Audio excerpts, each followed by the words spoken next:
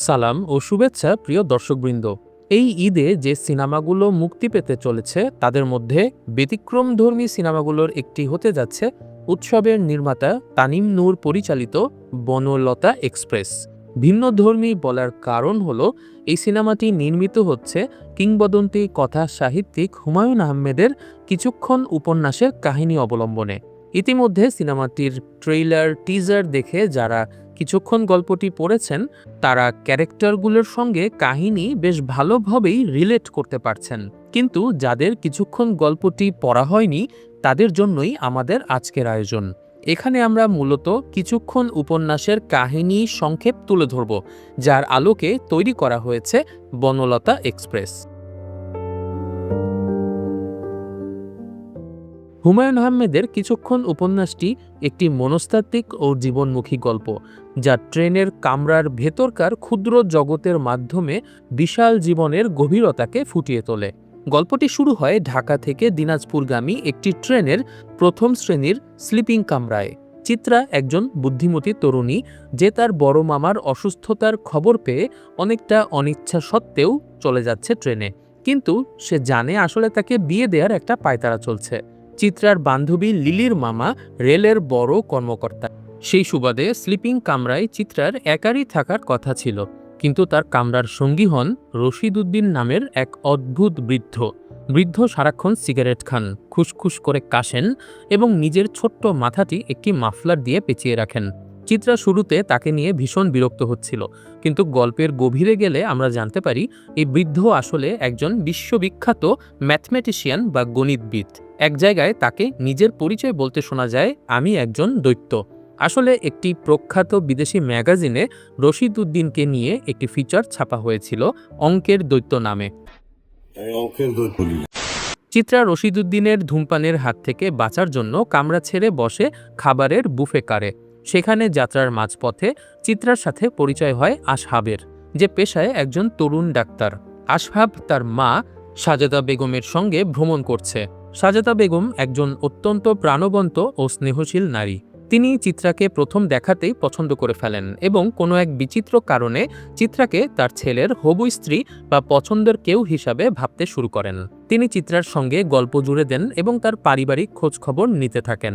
তবে মায়ের অতিরিক্ত দেখে রাখার অভ্যাসে ক্ষুব্ধ হয়ে আসহাব রশিদ সাহেবের সাথে মিলে বেশি করে ধূমপান আর মদ্যপান করতে থাকে। গল্পের মোড় ঘুরে যায় যখন ট্রেনের অন্য একটি বগিতে থাকা একজন মৌলানা সাহেবের গর্ভবতী স্ত্রী প্রসব যন্ত্রণায় ছটফট করতে থাকেন। তিনি অত্যন্ত ধর্মীয় রক্ষণশীল হওয়ায় কোনো পুরুষ ডাক্তারকে তার স্ত্রীর কাছে যেতে দিতে রাজি হচ্ছিলেন না।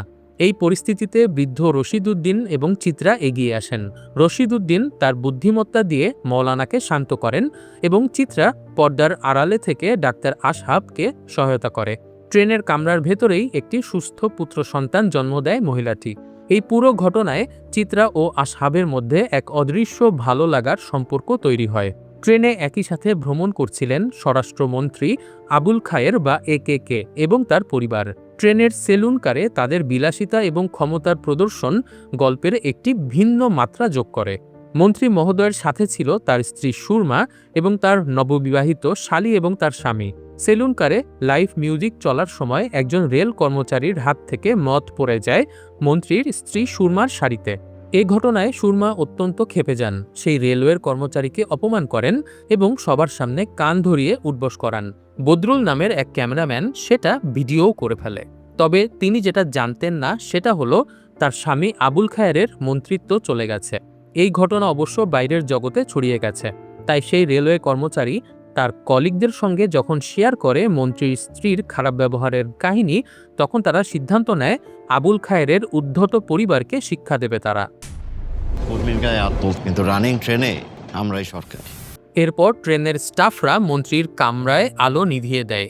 মন্ত্রী কি হয়েছে সেটা খোঁজ নেওয়ার জন্য তার সেই ক্যামেরাম্যান বদরুলকে পাঠালে ট্রেনের স্টাফরা তাকে মারধর করে জামা কাপড় খুলে নেয়। এর মধ্যে আবুল খায়ের জানতে পারে তার ছেলে ঢাকাতে একটি মেয়ের সম্ভ্রম লুটে নিয়েছে এবং তাকে পুলিশ ধরে নিয়ে যাচ্ছে। ছেলেটি আবুল খায়েরকে ফোন দিয়ে অনুরোধ করে ওসি সাহেবকে একটা ফোন করে দিতে, কিন্তু ছেলেটি তো আর জানতো না যে তার বাবার মন্ত্রিত্ব নেই। আবুল খায়ের অন্যান্য মন্ত্রীদের ফোন করেন, কিন্তু কেউই তাকে সাহায্য করতে চায় না। আবুল খায়ের তখন বুঝতে পারেন এই পুরো পৃথিবীটাই আসলে স্বার্থের মহল। যতদিন তার মন্ত্রিত্ব ছিল ততদিন নিজ দলের লোকেরা তাকে তোষামোদ করে চলত। আজ তার মন্ত্রিত্ব চলে যাওয়ায় দলের লোক তো দূরের কথা, ট্রেনের সাধারণ স্টাফরাও তার উপর চড়াও হয়েছে। এসব কিছুর মাঝেই তার কাছে ফোন আসে। আসলে তার মন্ত্রিত্ব চলে যাওয়ার খবরটা ছিল একটা গুজব। স্বয়ং প্রধানমন্ত্রী নিজে কনফার্ম করেছেন আবুল খায়ের এখনও স্বরাষ্ট্রমন্ত্রীই আছেন। আবুল খায়েরকে সাহায্য করার জন্য তখন রেলমন্ত্রী ছুটে আসতে থাকেন, কিন্তু খায়ের সাহেব ভাবেন এই দফায় তিনি নিজের অহংকারী স্ত্রী কিংবা বকে যাওয়া সন্তানকে সাহায্য করবেন, তাই মন্ত্রিত্ব ফিরে পাবার কথা তাদেরকে বলেন না। তারা নিজেদের পরিণতি ভেবে আতঙ্কিত হতে থাকে। এরকম সময়ে জঙ্গলের মধ্যে ট্রেন থেমে গেলে মন্ত্রী আবুল খায়ের ছাড়া তার পরিবারের সবাই ট্রেন থেকে নেমে জঙ্গলে আশ্রয় নেয়। জঙ্গলে ছুটে পালানোর সময় তার স্ত্রীর পা মচকে যায়।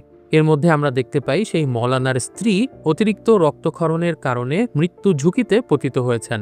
রশিদ উদ্দিন সাহেব করজোড়ে মন্ত্রী আবুল খায়েরকে অনুরোধ করেন তার একটা ফোন কলেই এই জঙ্গলে হেলিকপ্টার চলে আসবে, যেটা দিয়ে মহিলাটিকে হয়তো বাঁচানো যাবে।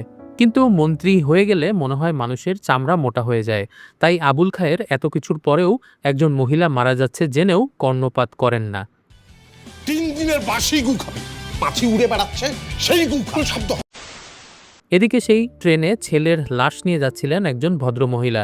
তার পরিচয় বইয়ে দেয়া হয়নি, কিন্তু বোঝা যায় তিনি ছিলেন বেশ ক্ষমতাবান। শেষ পর্যন্ত সেই মহিলার ফোন কলে একটি হেলিকপ্টার আসে এবং মৌলানা সাহেবের অসুস্থ স্ত্রীকে ক্যারি করে নিয়ে যায়। তবে সে সময় আমরা দেখতে পাই মানুষজন স্বরাষ্ট্রমন্ত্রীর নাম ধরে স্লোগান দিচ্ছিল, কারণ তারা ভেবেছিল হয়তো স্বরাষ্ট্রমন্ত্রী ফোন করে হেলিকপ্টার ডেকেছেন। যদিও এ ঘটনায় তার কোনোই কৃতিত্ব ছিল না, তবুও সে জনগণ স্লোগান দেওয়া শুরু করলে ক্রেডিট নিতে ভোলে না। আসলে এই পৃথিবীর নিয়মটাই এমন, যারা উপকার করে মানুষের তারা সবসময় আড়ালেই থাকতে পছন্দ করে, আর যারা উপকার করে না তারাই লোক দেখিয়ে বেড়ায়। ট্রেনের এই কিছুক্ষণের যাত্রা যেন মানুষের ক্ষণস্থায়ী জীবনেরই প্রতিচ্ছবি, যেখানে অচেনা মানুষেরা খুব দ্রুত আপন হয়ে ওঠে আবার হারিয়েও যায়।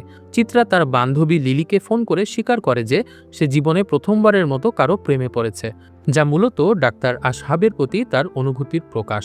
এই উপন্যাসটির নাম কিন্তু হুমায়ুন আহমেদ বলাইচাঁদ মুখোপাধ্যায়ের একটি গল্প থেকে ধার করেছেন। সেটা অবশ্য তিনি মুখবন্ধে লিখেই রেখেছিলেন।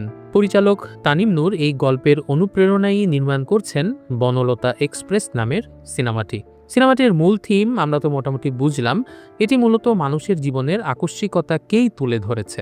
প্রিয় দর্শক, আমরা এতক্ষণ হুমায়ুন আহমেদের কিছুক্ষণ উপন্যাসের কাহিনীর আলোকে বনলতা এক্সপ্রেসের কাহিনী কেমন হতে পারে সে সম্পর্কে একটা ধারণা নিলাম। গল্প থেকে সিনেমার চিত্রনাট্য আলাদা হওয়াটাই স্বাভাবিক। হয়তো সিনেমাটা আরও বেশি কাহিনীর দিক থেকে আকর্ষণীয় হবে। আগের ঈদে মুক্তি পাওয়া উৎসব যেমন ভালো লেগেছে, আমার কাছে মনে হয়েছে বনলতা এক্সপ্রেসও তেমন একটা রিফ্রেশিং সিনেমা হতে চলেছে। এই সিনেমার ক্যারেক্টার কাস্টিং আমার কাছে মনে হয়েছে পারফেক্ট। কাজেই আমি হলে গিয়ে সিনেমাটি দেখার জন্য উদ্গ্রীব হয়ে আছি। আপনাদেরকেও অনুরোধ করব হলে গিয়ে বনলতা এক্সপ্রেস সিনেমাটি উপভোগ করা। বিদায় নেবার আগে দুটো কথা সবসময় মনে রাখবেন। সেটা হলো ভিডিও ভালো লাগলে লাইক এবং সাবস্ক্রাইব করতে ভুলবেন না। প্রিয় দর্শক, বাংলা কন্টেন্টের কাহিনী এক্সপ্লেনেশনের জন্য অনেকটা ওয়ান স্টপ সলিউশনের মতো আমার এই চ্যানেলটি আর ফর রিভিউ বাংলা। আপনাদের আজকের ভিডিওটি ভালো লাগলে লাইক করুন, কমেন্ট করে উৎসাহিত করুন এবং এই ঈদে মুক্তি পাওয়া বাংলা কন্টেন্টগুলোর এক্সপ্লেনেশন ভিডিও দেখার জন্য আমাদের আর ফর রিভিউ বাংলা চ্যানেলটি সাবস্ক্রাইব করতে ভুলবেন না। সবাইকে অগ্রিম ঈদের শুভেচ্ছা জানিয়ে আজকের মতো ভিডিওটি এখানেই শেষ করছি। সবাই অনেক ভালো থাকবেন, সুস্থ থাকবেন এই কামনায় বিদায়।